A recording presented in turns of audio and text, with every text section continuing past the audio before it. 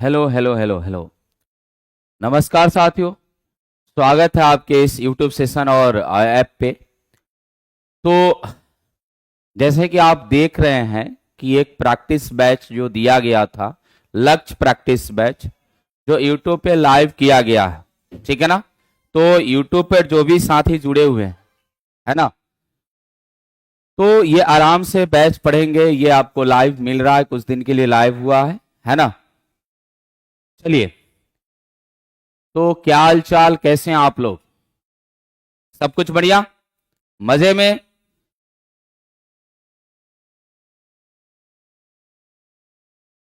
चलिए, तो हम लोग यहाँ पे ये बैच है आपका बीपीएससी शिक्षक भर्ती 4.0 के लिए एक लक्ष्य बैच दिया गया है।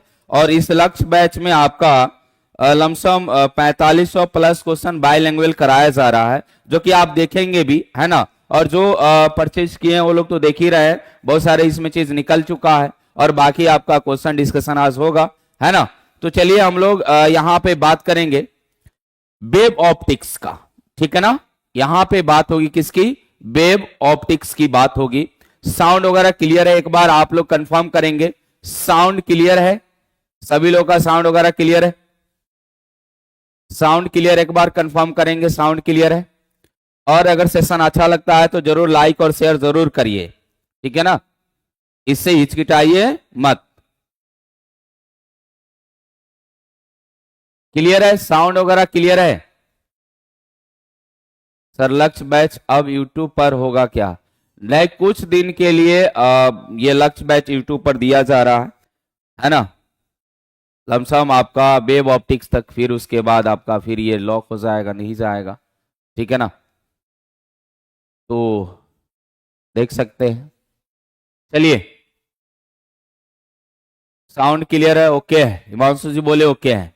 चलिए अब हम लोग स्टार्ट करते हैं। देखिए, सबसे पहले हम लोग वेब ऑप्टिक्स की बात करेंगे मेरे भाई।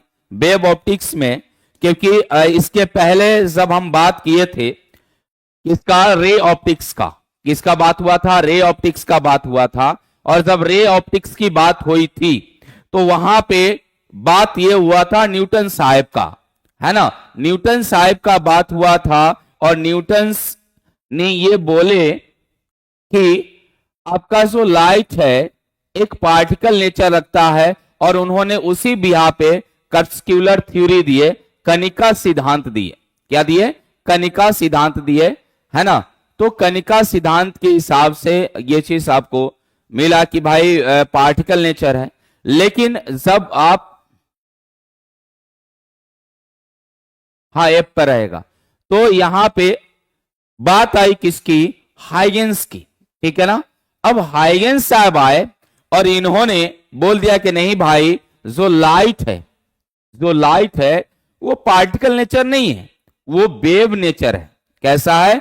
वेव नेचर है। और इसको जब ये बोला गया तो इसको आप बोलते हैं पुश करने के लिए या सपोर्ट करने के लिए, जब आप मैक्सवेल की बात करते हैं, ठीक है ना, मैक्सवेल की बात करते हैं,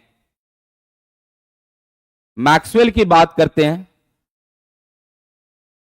मैक्सवेल की बात करते हैं, तो मैक्सवेल ने ये सपोर्ट कर दिया हाइगेंस को कि भाई मैक्सवेल के द्वारा भी आप पढ़े हैं, ना, जब EMW पढ़ते हैं, इलेक्ट्रोमैग्नेटिक वेव्स पढ़ते हैं, तो वहां भी लाइट एज अ वेव्स होगा, ठीक है ना। जब लाइट वेव्स है और यहां हाइगेंस के द्वारा भी बोला गया कि ये वेव्स है, सपोर्टिंग आया, तो बाद में ये चला बात कि भाई लाइट क्या है? वेव्स है। फिर आगे चलकर सब मॉडर्न फिजिक्स की बातें हुई, मॉडर्न फिजिक्स की बात हुई, तो वहां पे dual nature of radiation and matter की बात हो गई। और वहां से आपका ये दोनों, यानी कि वेव्स कभी लाइट तो कभी किसका, वेव के तरह बिहेव करता है, ये सारी चीजें बातें हुई। उसी के अकॉर्डिंग आपका डिस्कशन है, उसी के अकॉर्डिंग ये सारा चीज दिया गया है ना। तो आज हम लोग उसी की बात करेंगे, ठीक है। चलिए, जब यहां पे हम बात करेंगे तो पहला क्वेश्चन आपसे पूछा गया है, which of the following phenomena can not explain by Huygens theory? निम्नलिखित में से कौन सी घटना हाइगेंस के सिद्धांत द्वारा स्पष्ट नहीं किया जा सकता है? तो हाइगेंस के सिद्धांत द्वारा कौन सा घटना स्पष्ट नहीं किया जा सकता है, यह आपको बतानी है कि भाई हाइगेंस द्वारा कौन सा जो घटना है ना, वो आपको प्रूफ नहीं किया गया। हाइगन्स के सिद्धांत से, है ना, कौन सा घटना नहीं प्रूफ किया गया, ये आपको बताना है, ये आपको बताना है। तो यहां से जब भी हम लोग बात करते हैं तो देखिए, जब भी एक्सप्लेन, जब भी हम लोग बात करेंगे तो ये रिफ्रैक्शन दिया है, रिफ्लेक्शन दिया है, डिफ्रैक्शन दिया है, उसके बाद आपका पोलराइजेशन है, ठीक है ना, ये आपका 4 दिया है। तो हाइगन्स वेव थ्योरी के द्वारा जो पोलराइजेशन है, क्या है, जो पोलराइजेशन है उसको, पोलराइजेशन को, ये आपका जो ये घटना है पोलराइजेशन का, ये एक्सप्लेन नहीं किया गया। हाइगन्स के द्वारा जो एक्सप्लेन किया गया वो इंटरफेरेंस था, डिफ्रैक्शन था, ठीक है ना, इंटरफेरेंस और डिफ्रैक्शन को, यानी कि मैं अगर हाइगन्स की बात करूं, किसकी, हाइगन्स की बात करूं, हाइगन्स की बात करूं, हाइगन्स की बात करूं, तो हाइगन्स थ्योरी द्वारा, ठीक है ना, हाइगन्स थ्योरी द्वारा क्या किया गया, जब भी आप हाइगन्स थ्योरी की बात करिएगा तो ये इंटरफेरेंस को ये आपको बताया गया भाई हाइगन्स थ्योरी द्वारा। उसके बाद जो डिफ्रैक्शन है, ठीक है ना, डिफ्रैक्शन है, डिफ्रैक्शन, इसको दिखाया गया, और साथ ही साथ रिफ्रैक्शन और रिफ्लेक्शन, साथ ही साथ रिफ्लेक्शन और रिफ्रैक्शन, यानी कि अपवर्तन और परावर्तन, ये दोनों को एक्सप्लेन किया गया। और बोर्ड के एग्जाम में, बोर्ड के एग्जाम में ये इसका जो प्रूफ है ये पूछा जाता है। जब आप बोर्ड का एग्जाम दीजिए, आपके जो स्टूडेंट होंगे, आप जब सेलेक्ट होके जाइएगा एग्जाम में, तो वहां पे आपको क्या होता है, इसको प्रूफ किया जाता है। तो इस थ्योरी के द्वारा रिफ्रैक्शन और रिफ्लेक्शन को भी प्रूफ किया गया। रिफ्लेक्शन, रिफ्लेक्शन है ना, यानी कि आपका परावर्तन, परावर्तन, और आपका क्या हो जाएगा, रिफ्रैक्शन, रिफ्रैक्शन, ठीक है ना, अपवर्तन, अपवर्तन, इसको प्रूफ किया गया। साथ ही साथ जब हम बात करते हैं न्यूटन्स का कनिका सिद्धांत, ठीक है ना, कार्पस्कुलर थ्योरी ऑफ थ्योरी, जो न्यूटन्स के द्वारा दिया गया था, तो जब कनिका सिद्धांत की बात करते हैं, सिद्धांत की बात करते हैं, कनिका सिद्धांत की बात करते हैं, तो जब कनिका सिद्धांत की बात की जाएगा, है ना, तो कनिका सिद्धांत की अगर हम बात करते हैं तो उस समय कनिका सिद्धांत ये किसके द्वारा, तो न्यूटन के द्वारा दिया गया, न्यूटन के द्वारा कनिका सिद्धांत दिया गया। और इस कनिका सिद्धांत से आपका जो अपवर्तन है, अपवर्तन है, यानी कि आपका रिफ्रैक्शन है, रिफ्रैक्शन, रिफ्रैक्शन हो गया। उसके बाद दूसरा परावर्तन, परावर्तन, ठीक है ना, रिफ्लेक्शन,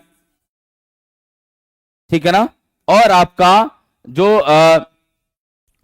अपवर्तन हो गया, परावर्तन हो गया, और आपका ये दिया गया, ठीक है ना, इसको कनिका सिद्धांत के थ्रू ये प्रूफ किया गया, ठीक है ना। लेकिन अब यहां पे बात आती है कि भाई रिफ्रैक्शन क्या होता है। तो जब कोई भी रे ऑफ लाइट, जब कोई भी रे ऑफ लाइट, जब कोई भी रे ऑफ लाइट क्या करे, एक माध्यम से दूसरे माध्यम में प्रवेश करता है, जब कोई भी रे ऑफ लाइट एक माध्यम से दूसरे माध्यम में प्रवेश करता है, तो वह अपने पाथ से क्या हो जाएगा, पाथ से डेविएट हो जाता है, पाथ से क्या हो जाता है, डेविएट हो जाता है। और जब पाथ से डेविएट हो जाएगा तो उस समय आपको देखने को मिलेगा कि ये आपका क्या है, मान लीजिए कि ये विरल है, विरल है, और ये क्या है, सघन है, सघन है, ये विरल और ये सघन माध्यम है। जब विरल माध्यम से सघन माध्यम के तरफ आता है तो अविलंब के तरफ मुड़ जाएगा, और जब सघन माध्यम से विरल माध्यम के तरफ जाएगा तो क्या हो जाएगा, ये आपका अविलंब से दूर जाएगा। तो इस कंडीशन में जब इसकी बात होगी तो इस कंडीशन में क्या हो जाएगा, इस कंडीशन में आपका क्या, ये आपका क्या हो गया, अपवर्तन हो गया। यानी अपवर्तन सिंपल मीनिंग है कि एक माध्यम से दूसरे माध्यम में प्रवेश करता है। उसके बाद जब हम बात करेंगे रिफ्लेक्शन का, इसका भी 2 लॉ है, ठीक है ना। एक तो आपका इस पे आपतित जो आपतित किरण है, जो अपवर्तित किरण है और जो अभिलंब है एक ही बिंदु पर लाई करता है, और दूसरा sine i by sine r is equal to constant, और कांस्टेंट को म्यू लिखते हैं। यही आपका क्या है, स्नेल्स लॉ भी है। क्या है, स्नेल्स लॉ है। ये दोनों आपका स्नेल्स लॉ है, ये आपको मिलता है। ठीक है ना। उसके बाद जब हम बात करते हैं किसका, रिफ्लेक्शन का, तो रिफ्लेक्शन का मतलब होता है back bounce off light in a same medium, यानी कि एक ही मीडियम में लाइट का क्या हो जाना, बैक बाउंस हो जाना, लाइट अपने मीडियम में चल जाता है, तो उस कंडीशन में हम क्या बोलते हैं, उसको हम लोग रिफ्लेक्शन बोलते हैं। जैसे मान लीजिए यहां पे कोई रे ऑफ लाइट आया, टकराया, और यहां से इसी माध्यम में बैक बाउंस हो गया, तो back bouncing off the light जो है, back bouncing off the light को ही हम लोग क्या बोलते हैं, परावर्तन बोलते हैं। यानी कि उसी जिस मीडियम में गया उसी मीडियम से वापस हो गया। ठीक है ना। सर स्टेट पेपर 2 फिजिक्स का कोई बैच है?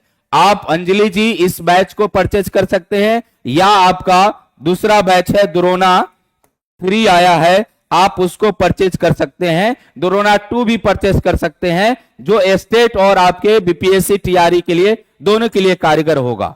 ठीक है ना। तो यहां से आपका आई हो गया, और इंसिडेंस एंगल आई हो गया, और ये आर हो गया। इसका भी 2 है ना। ये आपका कोण आई इज इक्वल टू कोण आर है ना। Incidence angle equal to reflected angle, तो ये चीज आपका है आई इक्वल टू आर है। तो ये सब सारा चीज। जब डिफ्रेक्शन की बात करते हैं, डिफ्रेक्शन जो है ना, ये आप दिखा सकते हैं, देख सकते हैं। एक आपका जो आप ये बोल सकते हैं कि आप बहुत पतले पतले प्लेस से या पतले एजेज से आप किसी लाइट को पास करते हैं ना, तो वो क्या करता है, अपना जहां जाना चाहिए था, क्योंकि लाइट आपका सीधा चलता है, रेक्टिलिनियर मोशन है, तो अपने पास सीधा जाना चाहिए, लेकिन वो डेविएट हो जाता है, और डेविएट होके वो डार्क वाले रीजन में चला जाता है। डिफ्रेक्शन में ये पढ़ाया गया है, जो बैच में पढ़े हैं भाई जानते हैं कि डिफ्रेक्शन में ये बताया गया कि वो डार्क को भी वो लाइट कर जाता है। क्योंकि आप टॉर्च जलाते हैं तो देखते हैं कुछ इस तरह था, ये सीधा आप जलाते हैं तो ऐसे फैल जाता है, यानी उसको सीधा जाना चाहिए था, तो सीधा नहीं जाके क्या होता है, फैल जाता है। ये कोनिकल, जैसे कि आप देखते होंगे यहां पे ये आपका लाइट है और ऐसे पास किया तो ये कुछ इधर और इधर आ जाएगा, तो यहां आपको पूरा ब्राइट आएगा। तो ये किसके वजह से, डिफ्रेक्शन के वजह से ही आता है। किसके वजह से, डिफ्रेक्शन की वजह से। पोलराइजेशन, ध्रुवीकरण क्या है, जब आप देखते होंगे कि आप ग्लास पहनते हैं, सनग्लास के नाम से आप जानते हैं, सनग्लास पहनते हैं, तो सनग्लास में क्या होता है, जैसे आप पहनते हैं तो आपका क्या हो जाता है, थोड़ा सा सामने जो ब्राइट होता है ना, वो ब्राइट थोड़ा सा मध्यम हो जाता है, उसकी इंटेंसिटी कम हो जाती है। और कभी कभी आपको दिखाया जाता है कि 2 सीट को ऐसे रखा गया, 2 सीट को ऐसे रखा गया कि आपको सामने कुछ दिखाई नहीं दे रहा है, तो ये पोलराइजेशन का है। लाइट पोलराइज्ड हो गया, और जब लाइट पोलराइज्ड हो जाता है तो कुछ सामने दिखाई नहीं देता है, तो ये पोलराइजेशन का कंसेप्ट से रिलेटेड है। ठीक है ना, ये पोलराइजेशन के कंसेप्ट से रिलेटेड है। और इसी कंसेप्ट में हम लोग पढ़ते हैं ब्रूस्टर्स एंगल, जो ब्रूस्टर्स लॉ है, इसी पोलराइजेशन से हम लोग पढ़ते हैं। तो ब्रूस्टर्स एंगल, आपसे क्वेश्चन ब्रूस्टर्स एंगल से पूछी जाती है, जो आपका रिफ्रैक्टिव इंडेक्स, जो अपवर्तनांक है, और साथ ही साथ क्या है आपका एंगल, जिसे ब्रूस्टर्स एंगल भी बोलते हैं, पोलराइजेशन एंगल भी बोलते हैं, tan IP equal to mu. ये चीज आपको जानना है, tan IP is equal to mu, और IP equal to tan inverse mu हो जाता है। तो ये सारा किसके है, ये सारा रिलेटेड है किससे, पोलराइजेशन से। तो ये कहां से आया, तो ये हाइगन्स थ्योरी हम लोग पढ़े, और उसी में ये सारा चीज दिखाई दिया है ना। तो ये सारा चीज उसी में दिखाई दिया है। चलिए आगे हम लोग बढ़ते हैं। अगला क्या, Huygens principle applicable to. Huygens का जो सिद्धांत है, हाइगन्स का जो सिद्धांत है वो किस पे एप्लीकेबल है, तो हाइगन्स के सिद्धांत आपका वेव, लाइट वेव पे भी है, साउंड वेव पे भी है, और मैकेनिकल वेव पर भी है। क्या है, light wave, sound wave, mechanical wave पे आपका है। तो ये तीनों ऑप्शन हो जाएगा। ठीक है ना, ये आपका तीनों मोर देन वन, आपका लाइट वेव हो जाएगा, साउंड वेव हो जाएगा, ठीक है ना, मैकेनिकल वेव हो जाएगा। तो ये तीनों वेव से रिलेटेड है, और जब ये तीनों वेव से रिलेटेड है तो इसका मतलब ये क्या हो जाएगा, option number D will be correct. और ये आपके एग्जाम में, चाहे आप तैयारी मतलब कि आप टीजीटी का एग्जाम दे रहे हैं या पीजीटी का एग्जाम दे रहे हैं, ये सब पूछने की चांसेस है, ये सब पूछने की चांसेस है। तो आप लोग इसको देखिए कितना आपका ये चीज दिया गया है। उसके बाद अगला है, according to the Huygens theory of the secondary wavelets flowing can be explain, यानी हाइगेन के द्वितीयक तरंगिका सिद्धांत के अनुसार निम्नलिखित में से कौन सा समझाया जा सकता है। तो यहां से देखिए, जब भी आप बात करते हैं तरंगिका सिद्धांत का, तो यहां पे जब भी हम लोग वेव फ्रंट बनाते हैं, वेव फ्रंट जिसे हम लोग तरंगग्राम बोलते हैं, तरंगग्राम इसको बोला जाता है हिंदी में मेरे भाई, इसको क्या बोला जाएगा, तरंगग्राम बोला जाएगा, ठीक है ना। हिंदी में क्या बोला जाएगा, तरंगग्राम बोला जाएगा। जब आप तरंगग्राम की बात करते हैं तो यहां से आप क्या करिए, ये आपका सोर्स है, ये क्या है, आपका सोर्स है। अब इसका आपको लोकस निकालना है, तो आप लोकस निकाले, मान लीजिए कि ये आपका लोकस आप निकाले इसके लिए, तो ये आपका लोकस निकल के आया। ऐसे मैं बना देता हूं, ये आपका ध्यान से देखिएगा, ये आपका लोकस हो गया। यहां पे आपका ये, अब यहां से ये सेकेंडरी वेवलेट्स हो गया, ये क्या हो गया, सेकेंडरी वेवलेट्स हो गया, ये क्या हो गया, सेकेंडरी वेवलेट्स हो गया। जब ये सेकेंडरी वेवलेट्स हो गया तो ये अपना एक वेव फ्रंट बनाएगा, क्योंकि एक पॉइंट जो है ना, पॉइंट जो लाइट है वो सर्कुलर वेव फ्रंट बनाता है, पॉइंट लाइट जो है वो सर्कुलर वेव फ्रंट बनाता है। और जब सर्कुलर वेव फ्रंट बनेगा तो इसका मतलब इसके लिए भी आपका एक वेव फ्रंट बनेगा, ठीक है ना, कुछ इस तरह, इसका भी कुछ इस तरह वेव फ्रंट, इसका भी, और इसका टेंजेंट हम लोग इसके टेंजेंट को मिलाते हैं तो ये मुझे सेकेंडरी वेव फ्रंट मिल गया। ये क्या हुआ, सेकेंडरी वेव फ्रंट मिला। यानी कि कहने का मतलब, जब भी हम लोग तरंगग्राम की बात करेंगे, वेव फ्रंट की बात करेंगे, तो पहला से तो लोकस से प्राप्त हो गया, लेकिन दूसरा वेव फ्रंट कहां मिलेगा, तो दूसरा वेव फ्रंट प्राप्त करने के लिए हम लोग क्या, सेकेंडरी वेवलेट्स की बात कर लेंगे, और यहां से हम क्या करेंगे, यहां से आपका वेव फ्रंट बनाएंगे। इसके लिए ये अपने आप, ये सेकेंडरी वेव फ्रंट है, यानी ये सेकेंडरी वेव है, लेकिन ये अपने आप को प्राइमरी वेव समझने लगता है, अपने आप को क्या समझता है, प्राइमरी वेव समझने लगता है। और जब अपने आप को प्राइमरी वेव समझेगा तो ये अपने आप को क्या बनाएगा, एक वेवलेट्स बनाएगा, और जब वेवलेट्स बनेगा उस वेवलेट्स को हम लोग क्या करेंगे, उसके टेंजेंट से मिलाएंगे, और जैसे ही टेंजेंट से मिलाएंगे तो ये क्या हो जाएगा आपका, ये आपका एक अगला वेव फ्रंट मिल जाएगा। इसी तरह ये वेव फ्रंट ऐसे आपका चलते चला जाता है। जैसे कि आप जानते हैं कि जब आप किसी पत्थर को ठहरे हुए पानी में फेंकते हैं, अब गाना भी है ना, कि ठहरे हुए पानी में पत्थर ना मार ये सांवरे, है ना। तो पत्थर जब हम मारते हैं, पत्थर फेंकते हैं, तो क्या होता है, आप देखिए वेव निकलकर किनारे तक पहुंचता है, वेव निकलकर किनारे तक पहुंचता है। तो जो वेव आपको दिखाई देता है वो वेव फ्रंट है, वेव क्या है, वेव फ्रंट है, ठीक है ना, वेव फ्रंट है। तो वही वेव फ्रंट कुछ इस तरह आपका ट्रेवल करके किनारे तक आपका जाता है। तो यहां से इसी के चीज पूछा है कि propagation of light in a medium, उसके बाद रिफ्लेक्शन ऑफ द लाइट, उसके बाद रिफ्लेक्शन ऑफ द लाइट किसके लिए आपको मनाया जाता है, फटाफट आप आंसर बताइए, किसके लिए आपका होता है।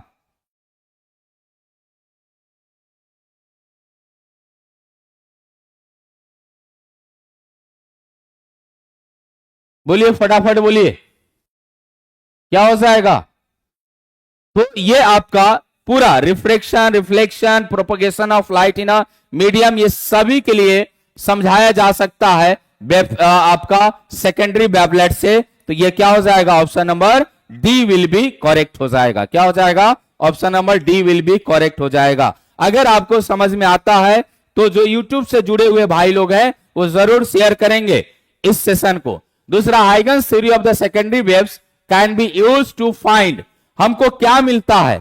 यहां आपने देखा, यहां देखा कि आगे हमको क्या मिल रहा है। तो आगे आपका पहला ये आपका वेव फ्रंट मिल रहा है। तो वेव फ्रंट मिलने का मतलब क्या है, यहां पे जब भी आप वेव फ्रंट की बात करते हैं तो देखिए क्या वेलोसिटी ऑफ लाइट प्राप्त होती है, बिल्कुल नहीं। The wavelet of the light प्राप्त होती है, आपका वेव फ्रंट ज्योमेट्रिकली प्राप्त होती है। बिल्कुल, ये कैसा प्राप्त होगा, तो जो वेव फ्रंट है वो क्या बनेगा, कैसा बनेगा, वो आपका हो जाएगा, ठीक है ना, वो आपको मिलेगा, ठीक है ना, वो क्या हो जाएगा, मिलेगा। बी की डी, अरे डी होगा भाई, डी होगा, ठीक है ना, क्या होगा आपका डी हो जाएगा, बी नहीं होगा। इसमें आपका क्या हो जाएगा, ये आपका वेव फ्रंट ज्योमेट्रिकली मिलेगा, ठीक है ना, वेव फ्रंट क्या मिलेगा, ज्योमेट्रिकली वेव फ्रंट मिलेगा। यानी हमको यहां से जब भी वेव फ्रंट की बात करिएगा, ये पहला वेव फ्रंट ऐसे मैं बना देता हूं, ठीक है ना, ये आपको अच्छा लगेगा देखकर, पहला वेव फ्रंट, उसके बाद दूसरा वेव फ्रंट, ये दूसरा वेव फ्रंट, दूसरा वेव फ्रंट, ठीक है ना, ये आपका तीसरा वेव फ्रंट, ऐसे आपको वेव फ्रंट प्राप्त हो जाएगा, ठीक है ना, ये आपको वेव फ्रंट ऐसे मिलेगा। तो ये ऐसे वेव फ्रंट ऐसे आगे चलता चला जाएगा, यहां से आपका ऐसे, ये आपका ऐसे वेव फ्रंट आगे चलता चला जाएगा, ठीक है ना, ये आपको वेव फ्रंट मिलेगा, ठीक है ना, ज्योमेट्रिकली मिलता है।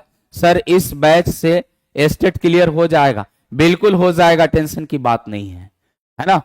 चलिए अगला, the main drawback of the Huygens theory was, यानी कि जो हाइगन्स के सिद्धांत है उसका मेन ड्रॉबैक क्या था, तो ये आपका मेन ड्रॉबैक की अगर बात करें तो सिंपली ये दो ड्रॉबैक आपको दिया गया था, ये दो ड्रॉबैक था।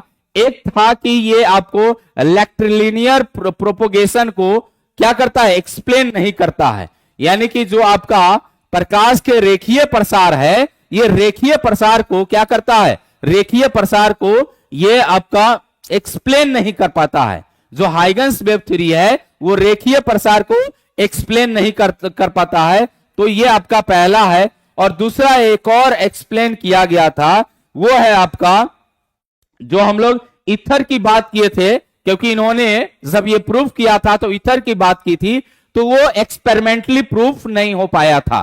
तो एक ईथर वाला है जो एक्सपेरिमेंटली प्रूफ नहीं हो पाया था, और एक दूसरा है कि ये रेक्टिलिनियर प्रोपोगेशन को प्रूफ नहीं कर पाए थे। ईथर आपका सब्सटेंस है, ये एज ए बहुत छोटा आप बोल सकते हैं, ये आपको मीडियम के तौर पे यूज किया गया था, क्योंकि आपका जब भी आप बात करते हैं तो जो ट्रैवलिंग होगा तो मीडियम के थ्रू होगा, है ना, तो उस कंडीशन में जब भी हम लोग बात करेंगे तो उसको आपको मीडियम बोला गया, ठीक है ना। और जब मीडियम की बात करेंगे तो ईथर यूज किया गया, उसको एक्सपेरिमेंटली प्रूफ नहीं किया गया ईथर के हिसाब से। तो ये आपका क्या हो जाएगा, ये आपका इसमें option number A will be correct. ये सब थ्योरी वाला है, ये सब क्या है, ये सब थ्योरेटिकल है, और जब ये थ्योरेटिकल है तो उस कंडीशन में आप थ्योरेटिकल वाले चीज को उसी तरह आप देख सकते हैं।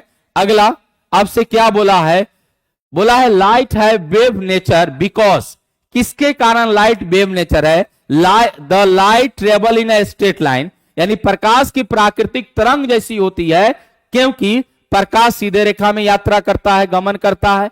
प्रकाश परावर्तन और अपवर्तन की घटना को प्रदर्शित करता है, प्रकाश व्यतिकरण के घटना को प्रदर्शित करता है। तो प्रकाश क्या, इंटरफेरेंस फेनोमेना को, ठीक है ना, इंटरफेरेंस को हम लोग बात करेंगे, इंटरफेरेंस व्यतिकरण की बात करेंगे, तो व्यतिकरण के फेनोमेना को, व्यतिकरण घटना को के द्वारा इसको एक्सप्लेन किया गया। और जब भी आप व्यतिकरण की घटना की बात करते हैं तो यंग्स को, किसको, यंग्स को आप याद करिएगा, यंग्स द्वारा ये एक्सप्लेन किया गया, है ना। जब हम लोग इंटरफेरेंस पढ़ेंगे इसमें आएगा, तो हम लोग दो तरह के इंटरफेरेंस पढ़ेंगे, एक कंस्ट्रक्टिव इंटरफेरेंस और एक डिस्ट्रक्टिव इंटरफेरेंस। जब डबल स्लिट एक्सपेरिमेंट पढ़ा गया तो वहां पे ब्राइट फ्रिंज और डार्क फ्रिंज मिला, ब्राइट और डार्क फ्रिंज, तो कब ब्राइट हुआ था और कब डार्क हुआ था इसकी बातें हुई थी, है ना।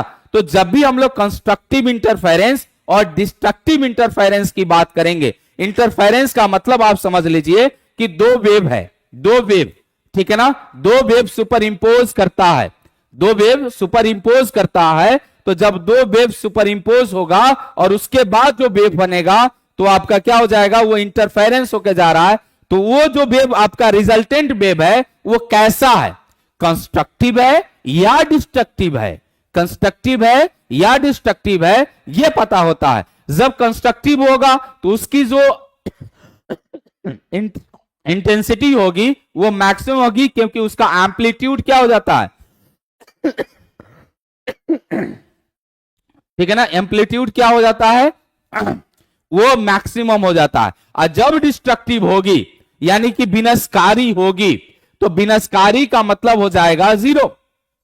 विनाशकारी का क्या मतलब हो जाएगा, जीरो। और जब विनाशकारी की मतलब जीरो हो जाएगा यानी मिनिमम इंटेंसिटी हो जाएगी, तो उसका एम्पलीट्यूड भी क्या हो जाएगा, मिनिमम।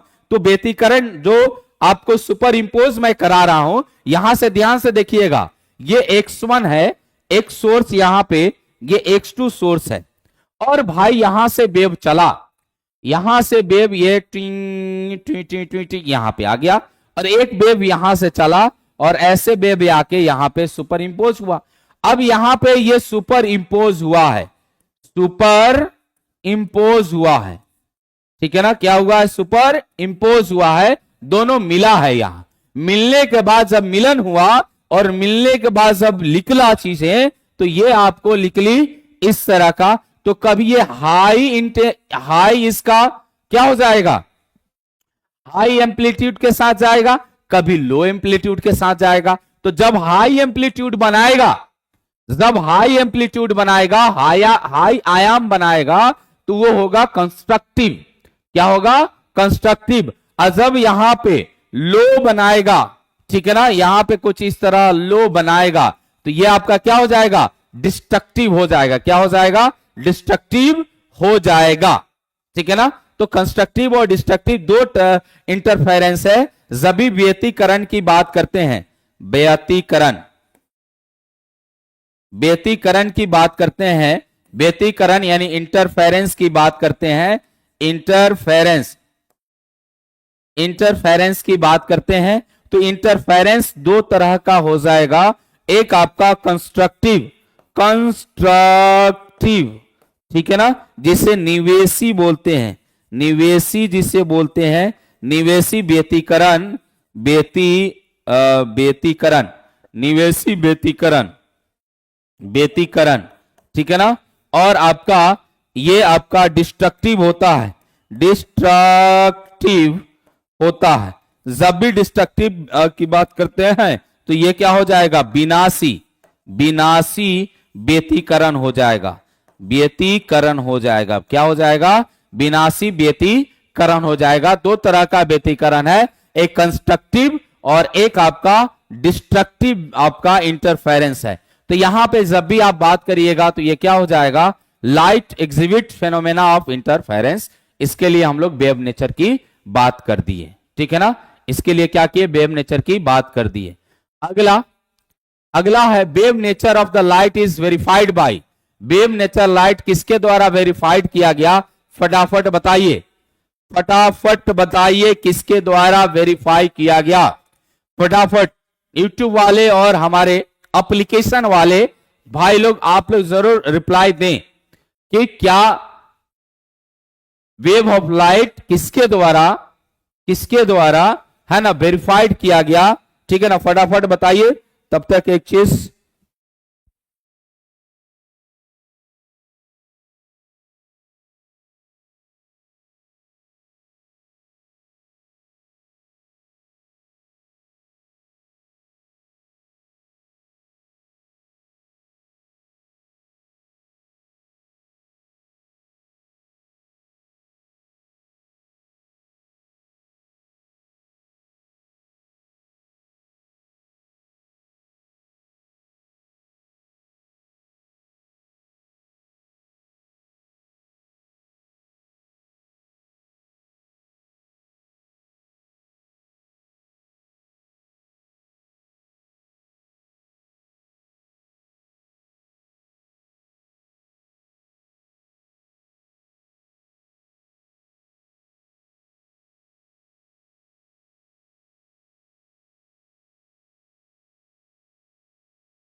Hello hello hello.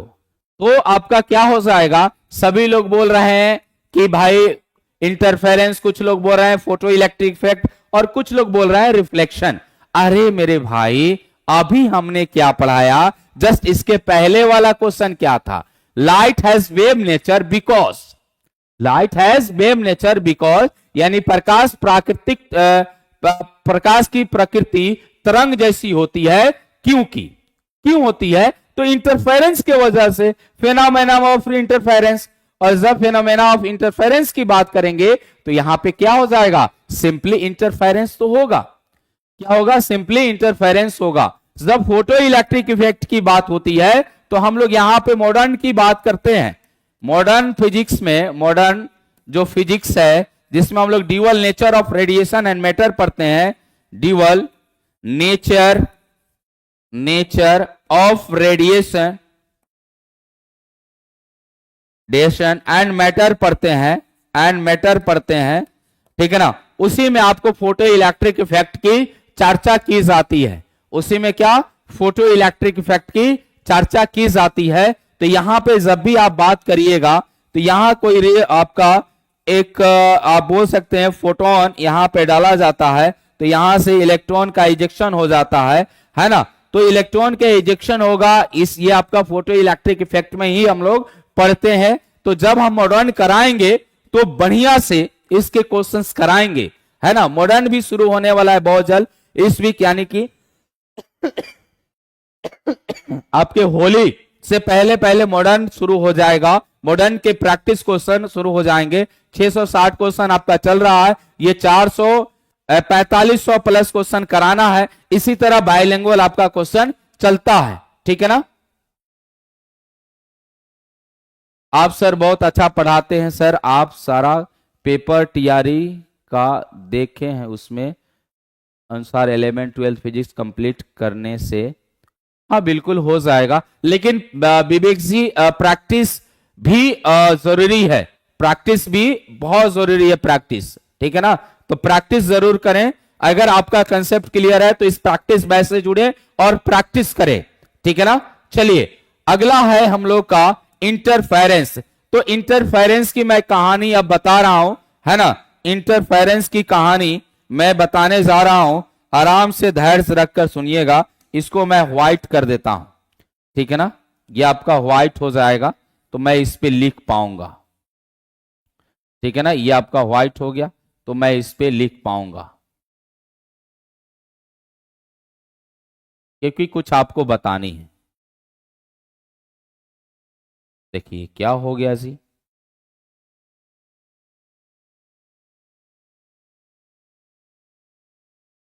ज्यादा कुछ नहीं पढ़ाऊंगा, बस बहुत कम बताऊंगा कुछ कुछ। यहां से देखिए, जब भी आप बात करिएगा इंटरफेरेंस व्यतिकरण की, इंटरफेरेंस व्यतिकरण की, देखिए व्यतिकरण क्या होता है। जब भी आप इंटरफेरेंस की बात करते हैं तो आपको दो तरह के सोर्स पढ़ना रहता है। कितने? दो तरह के सोर्स पढ़ने रहते हैं, ठीक है वो कर देंगे। दो तरह के आपको सोर्स पढ़ने रहते हैं। एक आपका कोहेरेंट सोर्स होता है, कोहेरेंट सोर्स होता है, ध्यान से देखिएगा। एक होता है इनकोहेरेंट सोर्स, इनकोहेरेंट सोर्स होता है। और एक होता है मोनोक्रोमेटिक, मोनोक्रोमेटिक, ठीक है ना, मोनोक्रोमेटिक लाइट। ध्यान से इस टर्म को ध्यान से सीख लीजिएगा, ध्यान से इस टर्म को सीख लीजिएगा। जब भी कोहेरेंट सोर्स की बात करते हैं तो दो कोहेरेंट सोर्स, दो सोर्स है, कोहेरेंट कब कहलाएगा? तो उस कंडीशन में कोहेरेंट कब कहलाएगा? उस कंडीशन में इसका जो फेज डिफरेंस है, फेज डिफरेंस है, डिफरेंस ये क्या होना चाहिए? कांस्टेंट होना चाहिए। जब फेज डिफरेंस कांस्टेंट हो जाएगा तो कोहेरेंट सोर्स हो जाएगा, ठीक है ना। अब इन कोहेरेंट सोर्स की अगर हम बात करते हैं तो इन कोहेरेंट सोर्स में आपका फेज डिफरेंस क्या होता है? फेज डिफरेंस जो है, फेज डिफरेंस आपका कांस्टेंट नहीं होता है, ठीक है, नॉट कांस्टेंट, नॉट कांस्टेंट, ये वेरिएबल होता है। क्या होता है? वेरिएबल होता है। यानी कहने का मतलब कि जब भी हम लोग फेज डिफरेंस की बात करेंगे, यानी कि कालांतर की बात करेंगे, इसको हिंदी में कालांतर बोला जाता है, कालांतर की बात करते हैं, कालांतर की बात करते हैं, तो ये कालांतर जो है ना, कालांतर की अगर बात करते हैं तो ये वेरिएबल होगा, ये आपका कांस्टेंट होगा। इसको हम लोग मोनोक्रोमेटिक, ये बहुत कंफ्यूजन वाली बातें हैं, जरूर आप इसको याद रखिएगा, ठीक है ना। अब यहां पे जब भी आप मोनोक्रोमेटिक की बात करते हैं, किसकी बात करते हैं, मोनोक्रोमेटिक की बात करते हैं, तो इसका जो वेवलेंथ है, ठीक है ना, ये आपका सेम वेवलेंथ का होगा, सेम वेवलेंथ, सेम वेवलेंथ का होगा, और साथ ही साथ आपका सिंगल वेवलेंथ, इसको हम लोग सिंगल वेवलेंथ बोलते हैं, सेम की जगह हम सिंगल लिख दे रहे हैं, ये सिंगल वेवलेंथ, और इसका एक ही कलर होगा, सिंगल कलर होगा, सिंगल आपका कलर होगा, रंग होगा, तो उसको हम लोग क्या करेंगे, मोनोक्रोमेटिक लाइट करेंगे, ठीक है ना। और जब भी मोनोक्रोमेटिक लाइट होगा, तो जब ड्यूअल नेचर ऑफ आपका यंग्स डबल स्लिट एक्सपेरिमेंट पढ़ते हैं, तो मुझे क्या चाहिए, मुझे कोहेरेंट सोर्स चाहिए, क्योंकि हमको इंटरफेरेंस कराने के लिए कोहेरेंट सोर्स की आवश्यकता होती है। तो कोहेरेंट सोर्स के लिए एक पहले सोर्स लेते हैं, उस कोहेरेंट सोर्स का अगर फेज डिफरेंस देखा जाए तो आपका सेम होगा, उसके लिए आपका मोनोक्रोमेटिक लाइट यूज किया जाता है। जब भी हम लोग इंटरफेरेंस कराएंगे, तो इंटरफेरेंस होगा तो दो तरह का इंटरफेरेंस होगा, एक आपका इंटरफेरेंस क्या हो जाएगा, कंस्ट्रक्टिव कंस्ट्रक्टिव कंस्ट्रक्टिव और एक होता है डिस्ट्रक्टिव, ठीक है ना।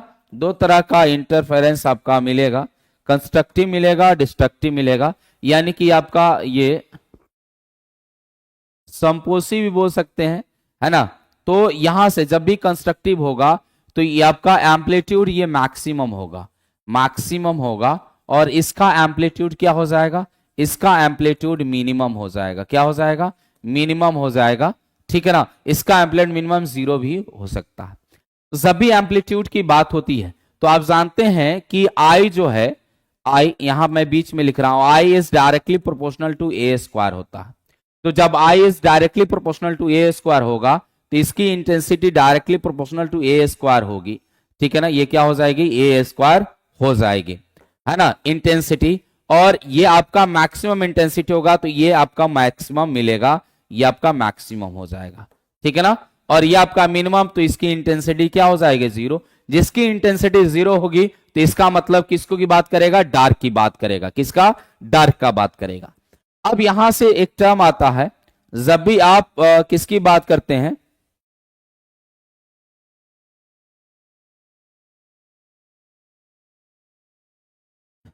यहां पे फेज डिफरेंस जो है और बटा में path difference is equal to k होता है, ठीक है ना।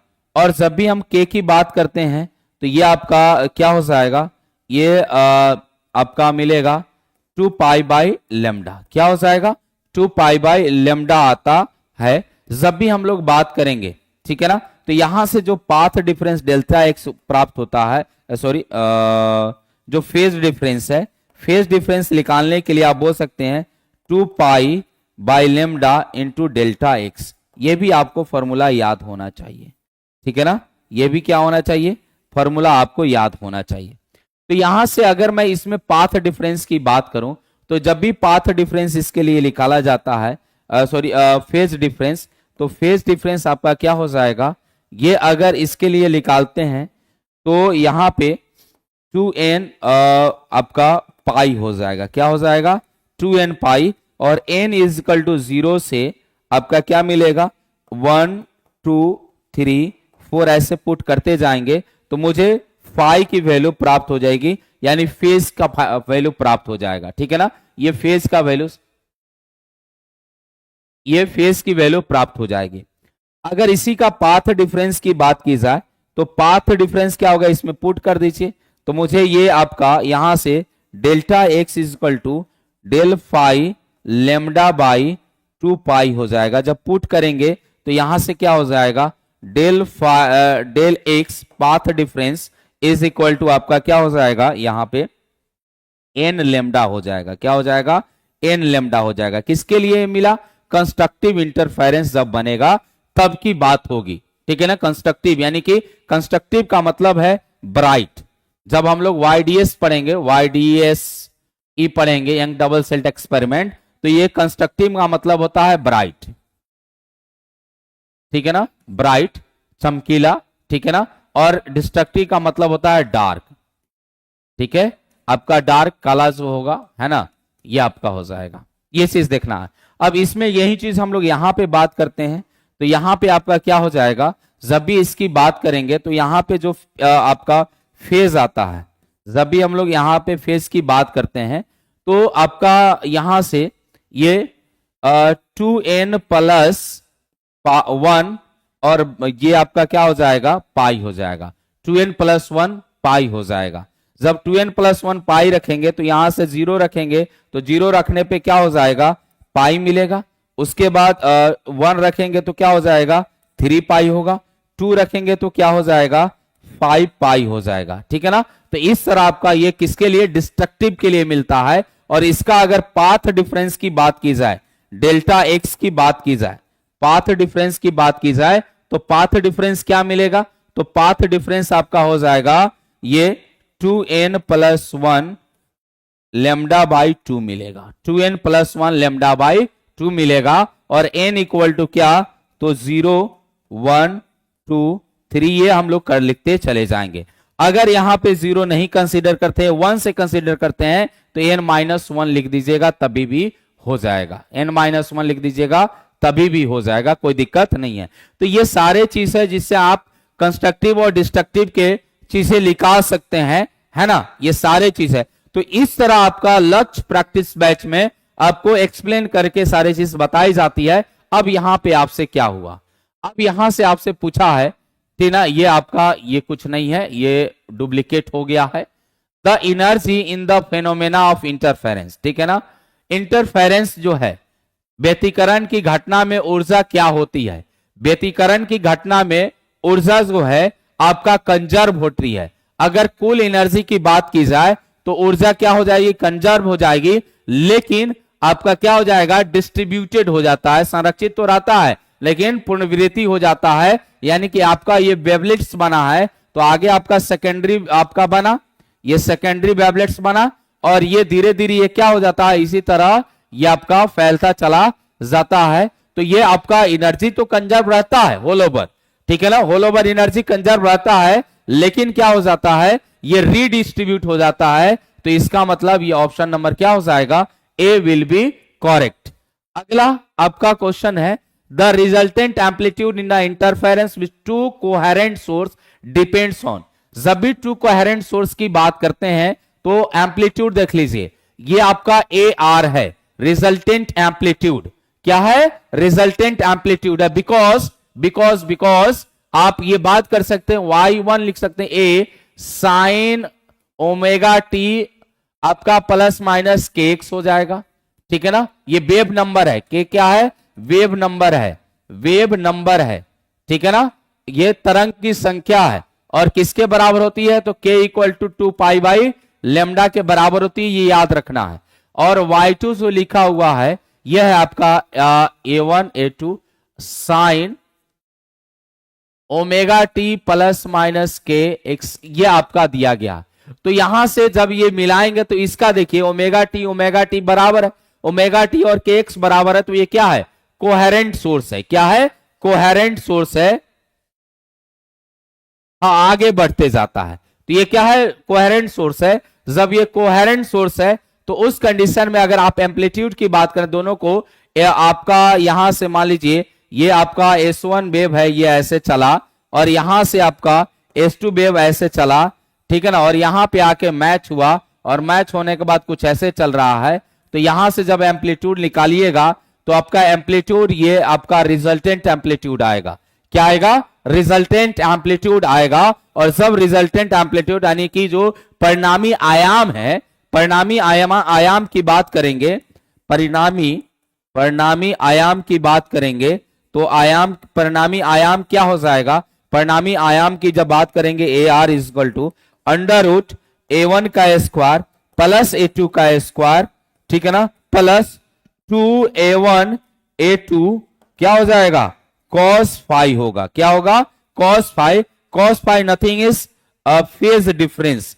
cos फाई क्या है, आपका फेज डिफरेंस है। जब ये फेज डिफरेंस है तो यहां से A R is equal to क्या हो जाएगा, या ए आर देखते हैं तो देख लीजिए ये किस पे, ए आर डिपेंड कर रहा है एम्पलीट्यूड पे, एम्पलीट्यूड आयाम पे डिपेंड करता है। और दूसरा ए आर किस पे, तो फेज पे डिपेंड कर रहा है। किस पे कर रहा है, फेज पे डिपेंड कर रहा है। और जब फेज पे डिपेंड कर रहा है तो इस कंडीशन में आपका दूसरा डिपेंडेंसी किस पे हो जाएगी, फेज पे हो जाएगी। और फेज यानी कि फाई पे डिपेंड कर रहा है तो इसका मतलब एम्पलीट्यूड पे करेगा, फेज डिफरेंस पे करेगा, यानी option number C will be correct.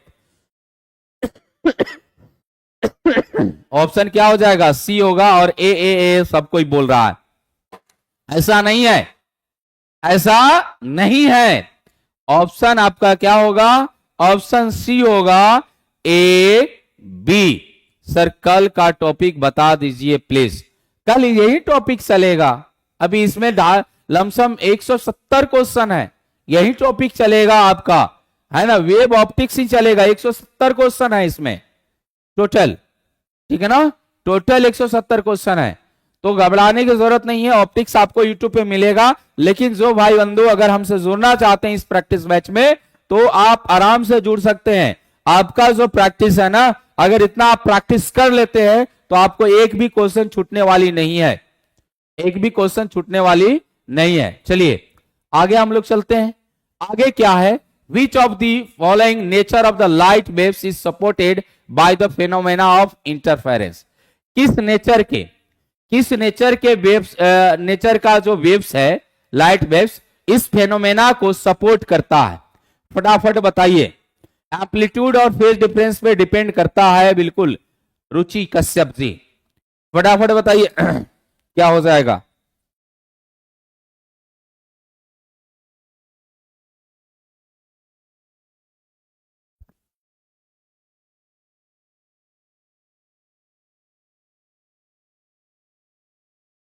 Longitudinal transverse किस पे, अनुप्रिया जी बी बोल रही, okay okay okay okay. Himanshu ji C बोल रहे हैं। इंटरफेरेंस किस पे डिपेंड करता है, किस फेनोमेना पर, the by the phenomena of interference, which of the following nature of the light waves is supported by the phenomena of interference. किसका सपोर्ट होता है भाई, किसका सपोर्ट होता है।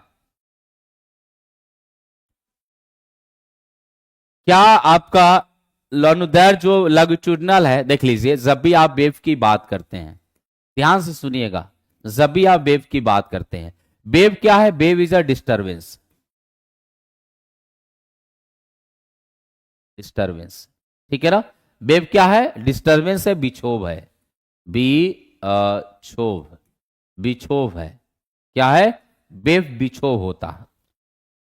अब जब भी हम वेव की बात करते हैं यानी डिस्टरबेंस पैदा करता है, डिस्टरबेंस आपका मॉलिक्यूल्स में भी हो सकता है, डिस्टरबेंस ही आगे बढ़ता है, क्योंकि जैसे आप डिस्टरबेंस करिएगा तो वो आगे बढ़ना शुरू हो जाएगा। तो जब भी हम लोग वेव की बात करते हैं तो ये वेव दो तरह का होता है, वेव दो तरह का होता है। जब भी आप वेव की बात करते हैं तो एक आपका होता है ट्रांसवर्स वेव, ट्रांसवर्स वेव, और एक होता है लॉन्गिट्यूडनल, लॉन्गिट्यूडनल वेव, ठीक है ना। क्या होता है, ट्रांसवर्स वेव और लॉन्गिट्यूडनल वेव होता है। जब भी हम लोग ट्रांसवर्स यानी कि इसको हम लोग बोलते हैं अनुप्रस्थ, बोलते हैं अनुप्रस्थ, आपका अनुप्रस्थ वेव हो जाएगा। और एक आपका अनुदैर्ध्य होता है, क्या होता है, अनुदैर्ध्य होता है, दैर्ध्य होता है, ठीक है ना। अनुप्रस्थ हो जाएगा और अनुदैर्ध्य हो जाएगा। जब भी अनुप्रस्थ और अनुदैर्ध्य की बात करते हैं तो इसका जो वेव प्रोपोगेशन है, जब भी वेव प्रोपोगेशन की बात करिएगा तो ये इस तरह आपका वेव प्रोपोगेट करता है। इसको एम्पलीट्यूड बोला जाता है, ठीक है ना, आयाम बोला जाता है। ये एम्पलीट्यूड है, आयाम है, ये क्या है, आयाम है, आयाम है, और या एम्पलीट्यूड है, एम्पलीट्यूड है। और जब भी आप बात करते हैं यहां से तो दो तरह का आपको, एक आपका टॉप है, एक क्रेस्ट है, टफ है और क्रिस्ट है, यानी ऊपर गया और नीचे आया, ये दो रीजन में चलता है। यानी इस वाले की बात करें तो ये टफ हो गया, ये क्या आपका क्रिस्ट हो गया, ठीक है ना। यानी कि आपका श्रिंग और गर्त के नाम से आप नाम सुने होंगे, ठीक है ना।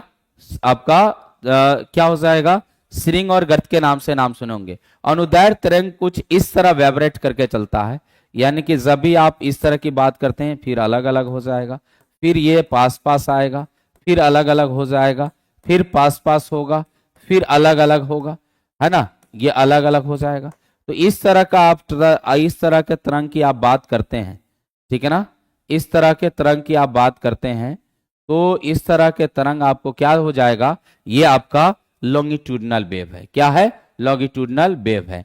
तो जब भी लॉन्गिट्यूडनल वेव है तो यहां पे एक आपको क्या हो जाएगा, एक इसमें जब भी बात करते हैं तो पास पास होगा और एक आपका दूर दूर होगा।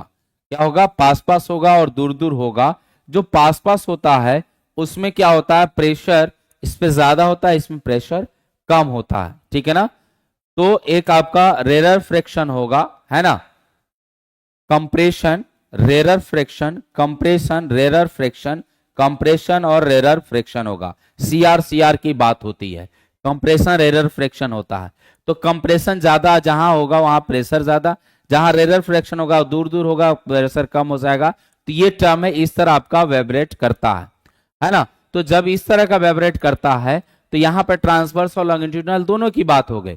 तो क्या इंटरफेरेंस जो फेनोमेना है, ठीक है ना, ये इस लॉन्गिट्यूडनल और ट्रांसवर्स दोनों को सपोर्ट में करता है कि नहीं, तो ये आपका क्या हो जाएगा, ये ट्रांसवर्स नहीं होगा, ठीक है ना, ये किसी के सपोर्ट में नहीं होता है, ठीक है ना, इंटरफेरेंस किसी के सपोर्ट में नहीं होता है ना। तो यहां से क्या हो जाएगा, ये आपका नन ऑफ दी एबव होगा, है ना, इनमें से कोई नहीं होगा, इनमें से कोई नहीं होगा, इसको याद रखना है, इनमें से कोई नहीं होगा। बात समझ में आया।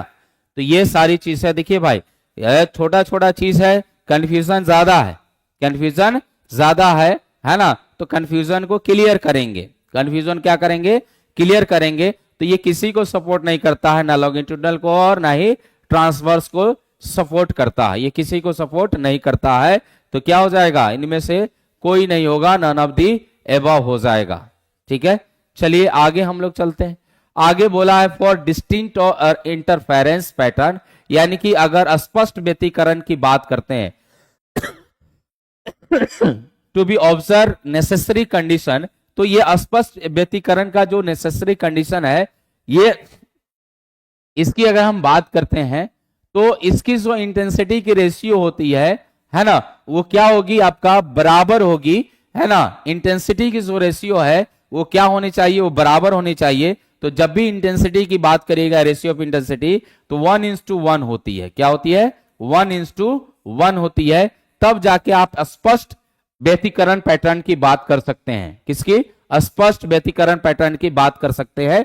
और जब भी आप आई की बात करते हैं तो I is directly proportional to a square होता है। और आई अगर रिजल्टेंट की बात करते हैं तो ये होता है I1 प्लस I2 प्लस आपका 2 into under root I1 under root I2 cos phi होता है।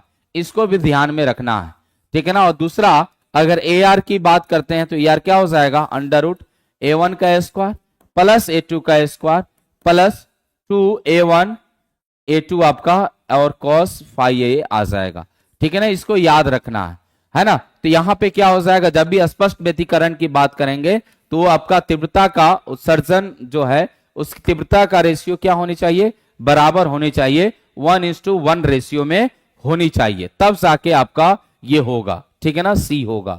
बिल्कुल सही है। अगला आपसे क्या पूछा है, अगला पूछा है phase difference corresponding to the path difference is x।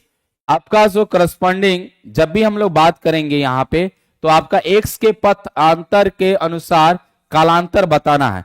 तो यहां से एक फॉर्मूला, जैसे कि हमने पहले ही बताया था यहां पे फर्स्ट पेज पे, ये सारा चीज, तो ये सारा चीज का अब रिकॉर्डिंग आपका क्वेश्चन आने लगा।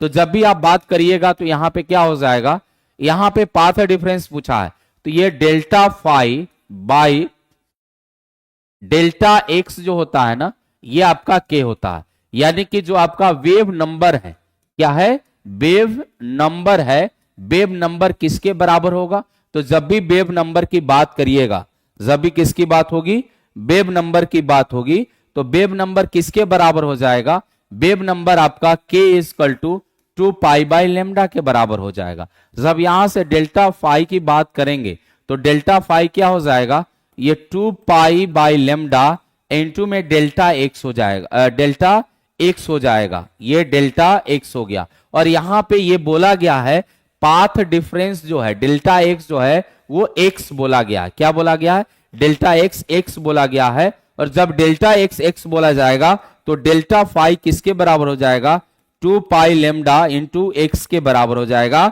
यानी कि डेल्टा फाई जो है 2 पाई एक्स बाई लेमडा हो जाएगा। और ये आपका आंसर हो जाएगा। इसका मतलब option number A will be correct, आपका 2 पाई एक्स डिवाइड बाई लेमडा हो जाएगा।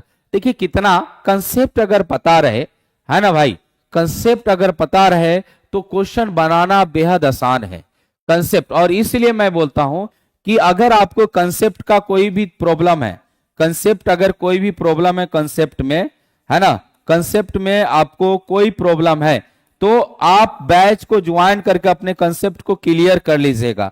बैच जो है आपका दोरोना 3 कल ही स्टार्ट हुआ है, दोरोना 3, तो आप दोरोना 3 से जुड़ जाइए, या आप किससे, आप अगर कंसेप्ट क्लियर है, आपको प्रैक्टिस करना है तो आप लक्ष्य से जुड़ जाइए, है ना, आपका बेड़ा पार लग जाएगा। चाहे आप स्टेट का तैयारी करना चाहते हैं, चाहे आप बीपीएससी का, दोनों एक साथ में आपका हो जाएगा, कंप्लीट हो जाएगा, ठीक है ना। तो ये चीज आप कर सकते हैं और देख ही रहे हैं कि किस तरह एक्सप्लेन किया जाता है ना, किस तरह एक्सप्लेन किया जाता है, आप देख ही रहे हैं, है ना। और जो ऑनलाइन भाई साहब हैं लोग एप्लीकेशन पे, भाई आप लोग भी रिप्लाई दीजिए, आप लोग इतने लाइव हैं तो रिप्लाई तो देना बनता है। और आपके यूट्यूब के भाई बंधु भी हैं, वो भी रिप्लाई दे, ठीक है ना, वो भी क्या करें, रिप्लाई जरूर दे। चलिए आगे चलते हैं। आगे में क्या लिखा है, कोहेरेंट सोर्स। कोहेरेंट सोर्स का मतलब क्या होता है, जब भी कोहेरेंट सोर्स की बात होगी तो कोहेरेंट सोर्स का मतलब है फेज, जो फेज डिफरेंस है, फेज डिफरेंस क्या होनी चाहिए, फेज डिफरेंस क्या होनी चाहिए, सभी लोग मैसेज करेंगे। रोज होती है, यूट्यूब पे नहीं हो रही थी कुछ कारणवश, अब यूट्यूब पे रोज होगी, इस समय 5:30 से आपका यूट्यूब पे होगी, है ना। एक और क्लास यूट्यूब पे आने वाली है, ठीक है ना। और यूट्यूब पर एक और क्लास चल रही है जो प्लेटफॉर्म एकेडमी यूट्यूब चैनल है, एकेडमी।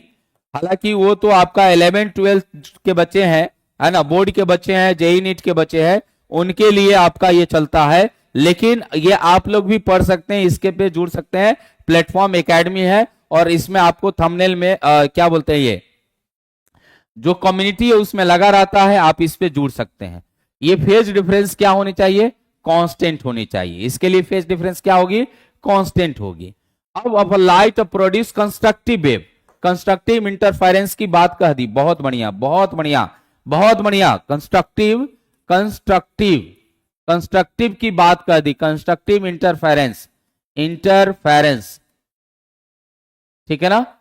कंस्ट्रक्टिव इंटरफेरेंस, ये साबुन के बुलबुले आवेशित किए जाते हैं, इसका कोई मतलब नहीं है। कंस्ट्रक्टिव इंटरफेरेंस की बात कर दी, यानी कि जब आपका जो निवेश या संपोषी बोल सकते हैं, उसके लिए इंटरफेरेंस की बात कर दी। When the phase difference between them, तो फेज डिफरेंस क्या होगा, तो अभी अभी हमने देखा ना, कंस्ट्रक्टिव के लिए फेज डिफरेंस आपका डेल्टा फाई n पाई 2n पाई होता है, 2n पाई होता है ना। जब n इज इक्वल टू 0 रखिएगा, ठीक है, तो फेज आपका फाई की वैल्यू क्या हो जाएगी, 0 हो जाएगी। जब n इक्वल टू 1 रखिएगा तो फाई की वैल्यू क्या हो जाएगी, 2 पाई हो जाएगी। जब n की वैल्यू 2 रखिएगा तो फाई की वैल्यू क्या हो जाएगी, ये आपका 4 पाई हो जाएगी। यानी कि जो फाई है, फेज डिफरेंस है, वो 0, 2 पाई, 4 पाई, 6 पाई, है ना, सो ऑन, ये होता रहता है, ये चलता रहता है, ठीक है ना। ये क्या करता है, ऐसा चलता रहता है ना। तो इसका मतलब कि इसमें मिला लीजिए, इसमें क्या हो जाएगा, इसमें आपका ऑप्शन डी होगा, पाई बाई 2, 3 पाई बाई 2 और पाई है, तो ऑप्शन क्या हो जाएगा, 2 पाई हो जाएगा। वहीं अगर मैं इसके पाथ डिफरेंस की बात कर दूं तो पाथ डिफरेंस क्या हो जाएगा, जब भी पाथ डिफरेंस डेल्टा एक्स की बात करेंगे तो ये एन लेमडा हो जाएगा। पहला पाथ डिफरेंस होगा तो पाथ डिफरेंस एक्स की बात करेंगे, यहां पे एन इक्वल टू 0 रखेंगे तो डेल्टा एक्स इक्वल टू क्या हो जाएगा 0। एन इक्वल टू 1 रखेंगे तो ये लेमडा हो जाएगा। एन इक्वल टू 2 रखेंगे तो ये क्या हो जाएगा आपका 2 लेमडा हो जाएगा। एन इक्वल टू 3 रखेंगे तो ये 3 लेमडा हो जाएगा। सो ऑन ऐसा चलता रहेगा।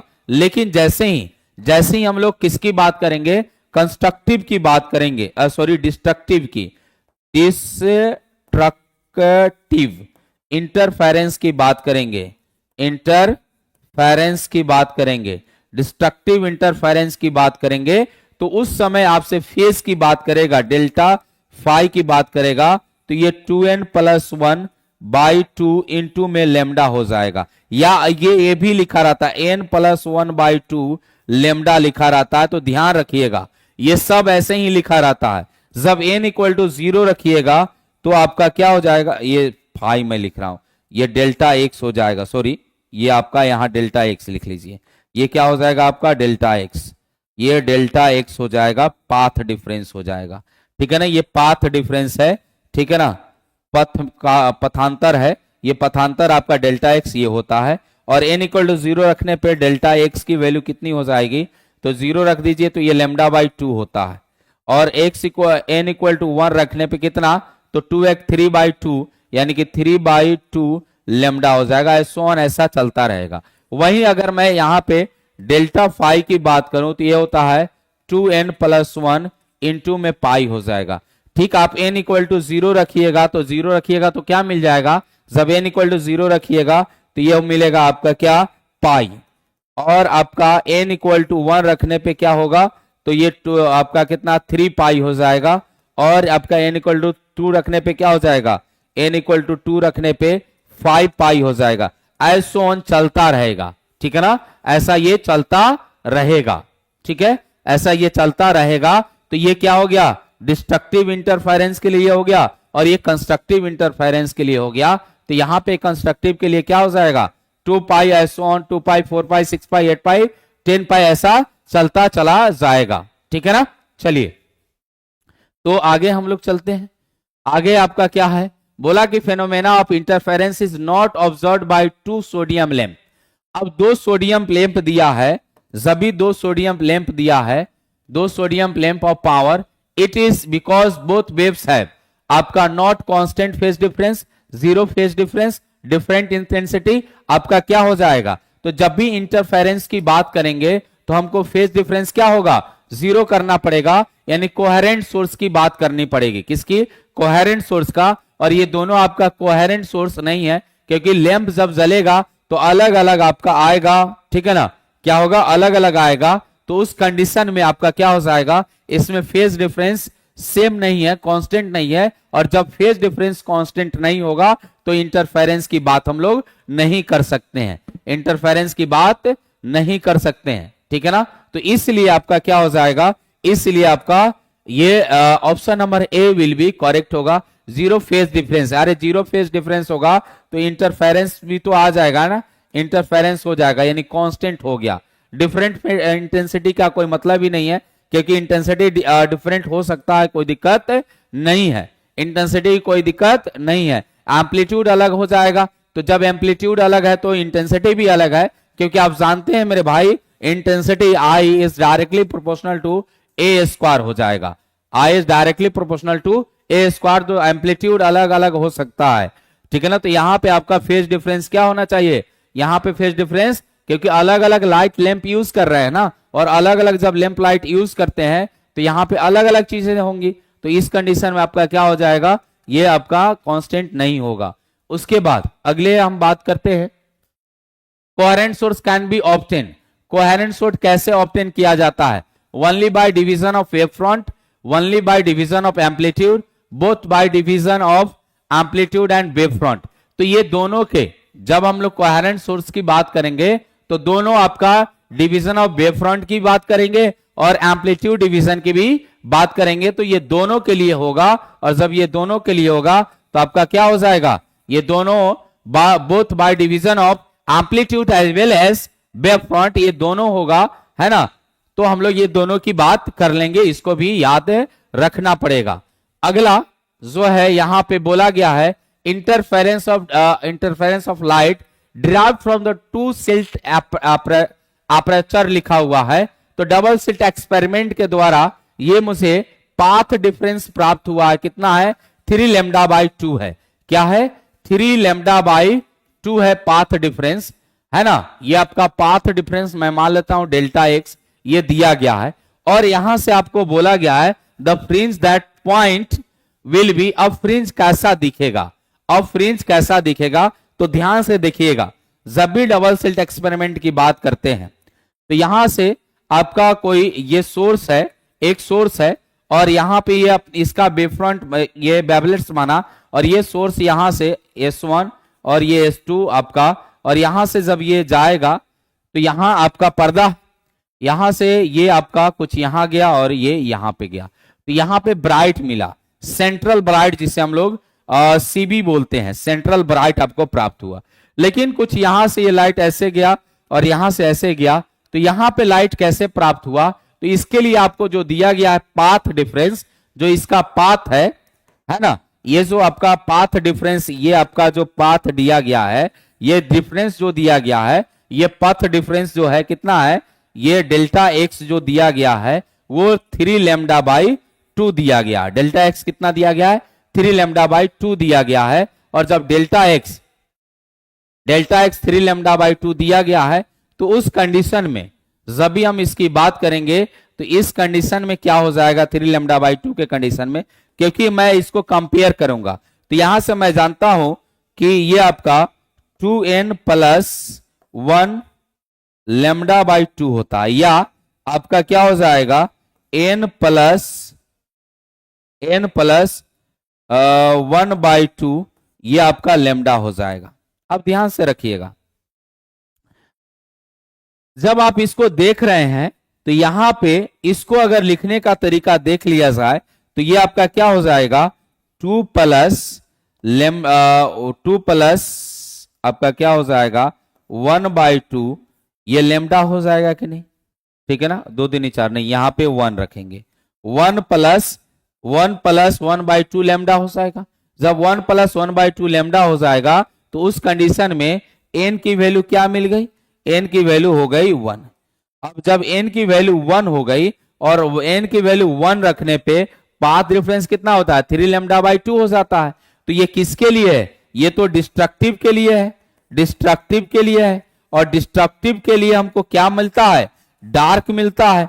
ये लिखे हुए हैं, जब शुरू में बता रहे थे कंस्ट्रक्टिव इंटरफेरेंस और डिस्ट्रक्टिव इंटरफेरेंस, तो यहां पे डार्क मिलेगा, और जब डार्क मिलेगा तो इसका मतलब क्या हो जाएगा, ये डार्क हो जाएगा क्या मिलेगा यहां पे डार्क फ्रिंज मिलेगा। ये क्या मिलेगा डार्क फ्रिंज, क्या हो जाएगा डार्क फ्रिंज मिलेगा।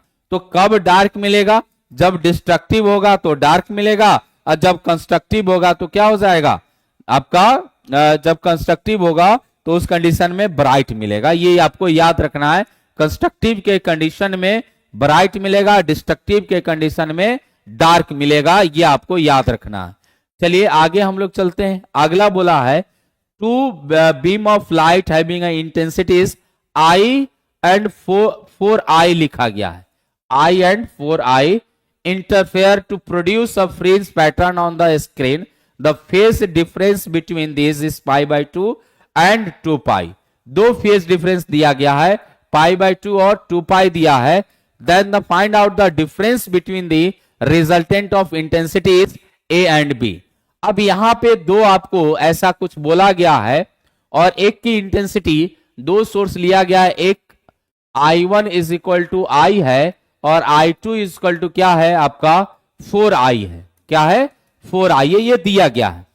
तो रिजल्टेंट हमको A का रिजल्टेंट चाहिए और B के रिजल्टेंट चाहिए, और दोनों का डिफरेंस है आपका I B माइनस IA निकाल लेंगे तो मुझे जो डिफरेंस आएगा वही रिजल्ट है। अब मुझे IA निकालना है तो IA निकालेंगे, IA के लिए फेज डिफरेंस पाई बाई 2 रखा है, क्या है पाई बाई 2 है, फेज डिफरेंस कितना है पाई बाई 2 है। तो जब पाई बाई 2 हम लोग करते हैं तो यहां से देखिए आप जानते हैं कि रिजल्टेंट के लिए I1 plus I2 plus 2 I1 I2 root over में, है ना, और cos फाई हो जाएगा। पुट कर लीजिए, I1 कितना है 1 है, प्लस 4i है, प्लस ये कितना हो जाएगा 2 under root I into 4i और into cos pi by 2। Pi by 2 का मतलब 90 डिग्री, और कॉस 90 डिग्री की जो वैल्यू होती है, कॉस 90 डिग्री की जो वैल्यू होगी वो कितनी हो जाएगी, तो 0 हो जाएगी। तो ये टर्म पूरा 0 हो जाएगा, तो वैल्यू कितना हो जाएगा, ये 5i मिलेगा। कितना मिलेगा, 5i मिल जाएगा। ठीक है ना, कितना मिल जाएगा, ये आपका 5i मिलेगा। अब बी के लिए निकालते हैं, IB is equal to I1 plus I2 plus 2 under root I1 I2, और यहां से कॉस कितना है, ये आपका 2 पाई है। कॉस क्या है, 2 पाई है। कॉस 2 पाई की वैल्यू जो है ये आपका कितना हो जाएगा, कॉस 2 पाई का मतलब 360, और कॉस 2 पाई की वैल्यू क्या हो जाएगी आपका ये 180 और 360 की बात कर रहा है। तो यहां से जब हम बात करेंगे कॉस का, तो ये 2 पाई की वैल्यू की बात कर रहा है। तो कॉस 0 1, कॉस ये आपका 1 हो जाएगा। जब ये 1 होगा तो इसके लिए हम क्या करेंगे, यहां पे -1 की बात करेंगे, है ना। और जब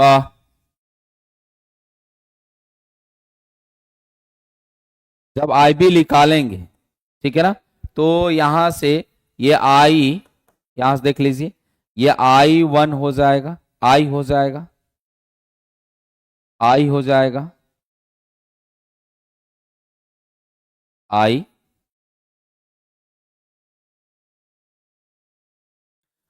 प्लस 4i प्लस 2 इंटू ये आपका क्या हो जाएगा under root I into 4i। चलिए बताइए, cos 30 की वैल्यू 360 की वैल्यू कितनी होती है, cos 360 की वैल्यू कितनी होती है, फटाफट बताइए। cos 360 की वैल्यू, अरे भाई ये बता तो दीजिए।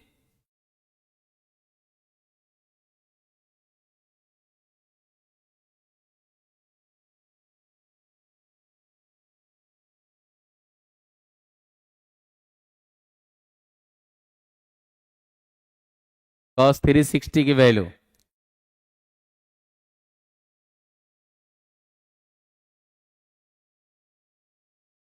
फटाफट बताइए जी, cos 360 की वैल्यू।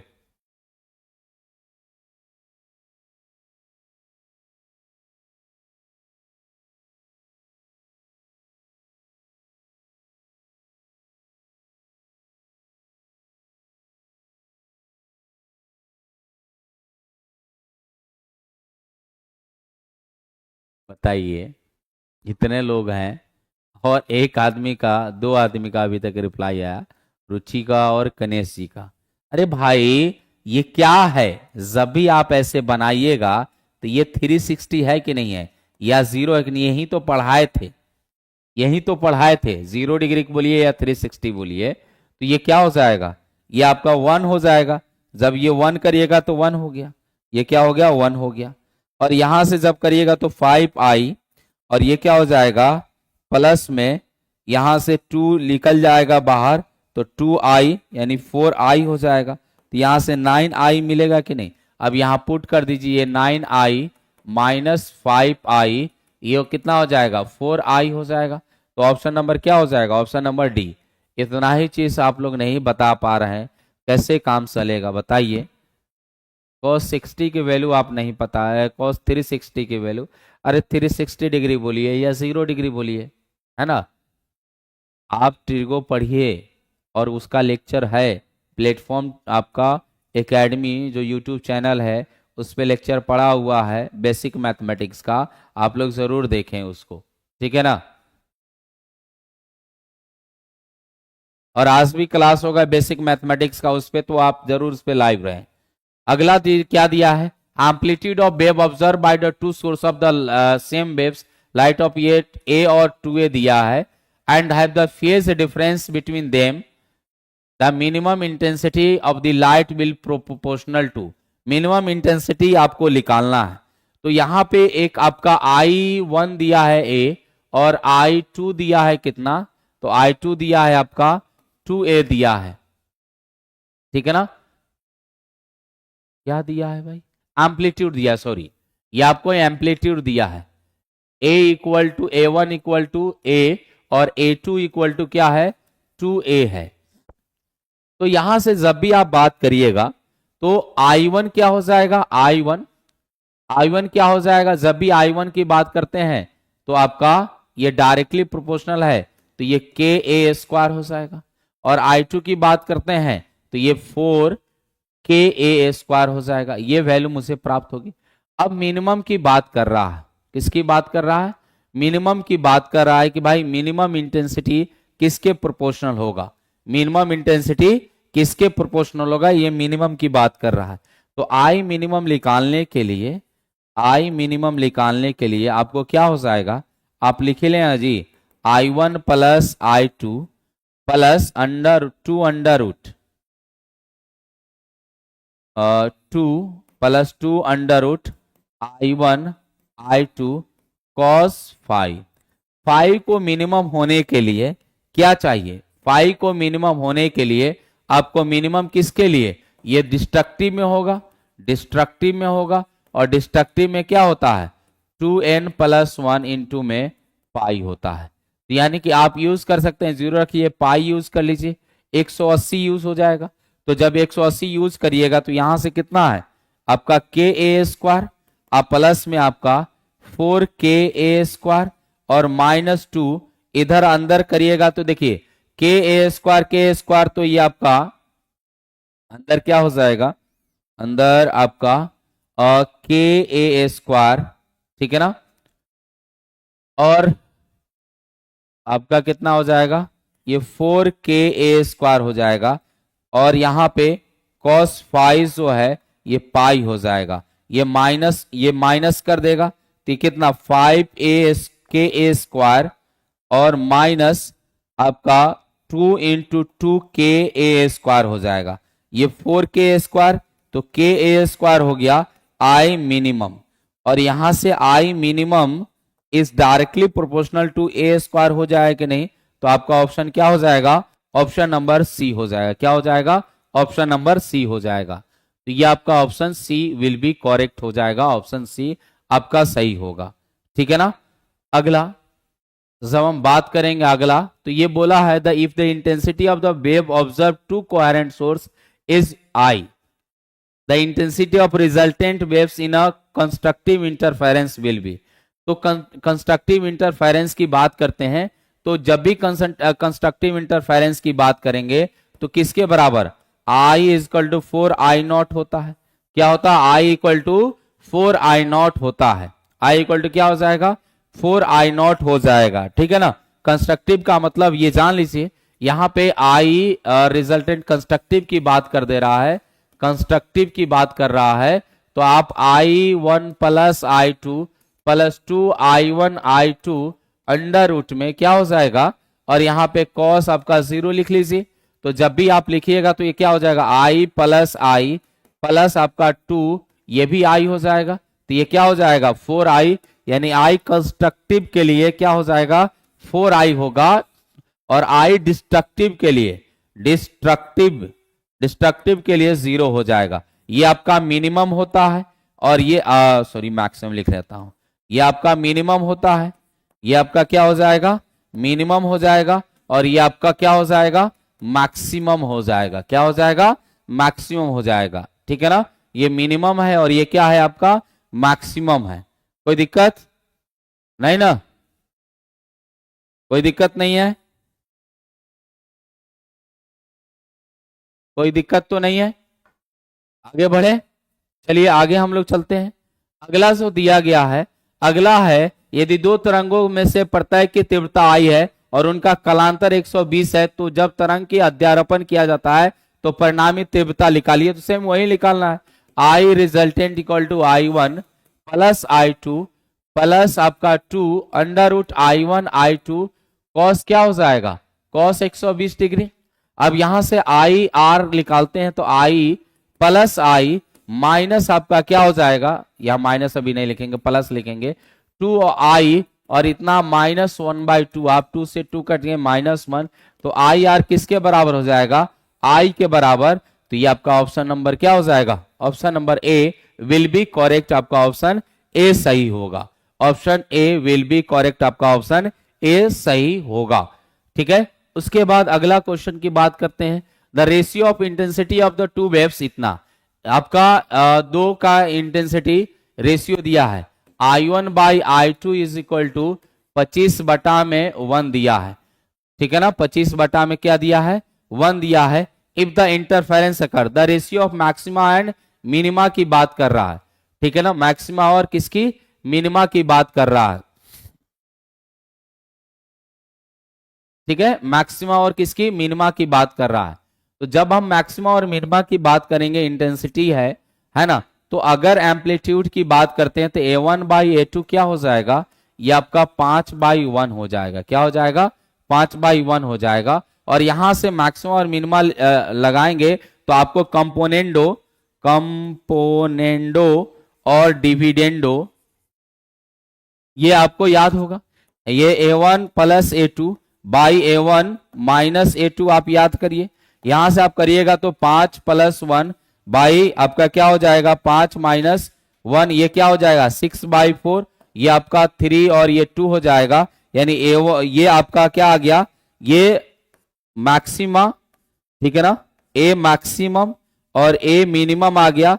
तो आई मैक्सिमा और आई मिनिमा की बात करते हैं तो ये क्या हो जाएगा आपका 9/4 हो जाएगा। और ये ऑप्शन क्या हो गया, option number C will be correct, आपका ऑप्शन सी सही है। ठीक है ना, ऑप्शन सी सही होगा।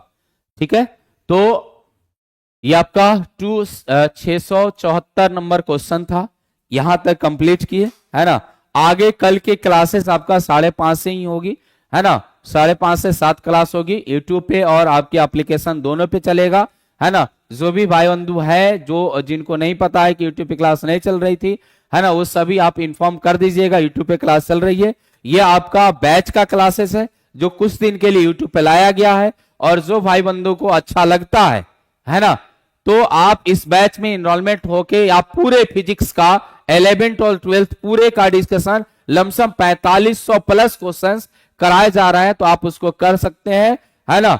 और वहां पे ये सारे चीज देख सकते हैं कि कैसे एक्सप्लेन किया जाता है, क्योंकि आप अभी आपने ये बैच का ही क्लास देखा और इसी तरह बैच के क्लासेस चलती है और चलती रहेगी। ठीक है ना, तो आप इसमें इनरोलमेंट हो सकते हैं और अपने प्रैक्टिस को और बुलंद कर सकते हैं। ठीक है ना, फिर मिलते हैं कल के क्लासेस में, तब तक के लिए प्रिंस सर का नमस्कार।